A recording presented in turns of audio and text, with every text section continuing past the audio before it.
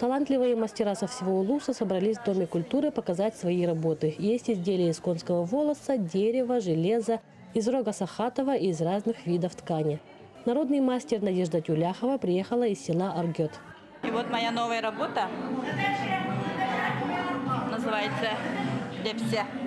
Это для седла, под седло. Это заняло, а это я сделала как бы, нигде нету такого. И вот это я сама взяла из традиционного плетения сюрье рисунок. Также проводились разные мастер-классы. На выставку посетители приходили с 10 утра до вечера. Такая работа у них изумительная, могу сказать, и тонкая. Это очень кропотливая работа. Например, из конского волоса я видела картины, аппликации. И очень понравилось куклы. Сделали вот тут у Павловой Ирины очень хорошие работы. Лоскутная мозаика, кажется, называется, техника.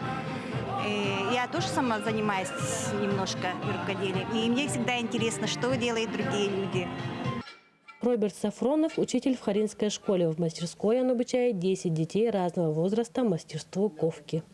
Вот иногда делаем ножи из береста, вот, и выжиганием рисуем якутские рисунки.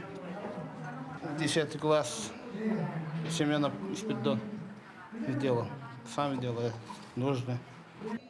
Изделия были сделаны и по старинным якутским традициям, и те, которые сейчас в тренде. Фантазия и возможности наших мастеров не имеют границ.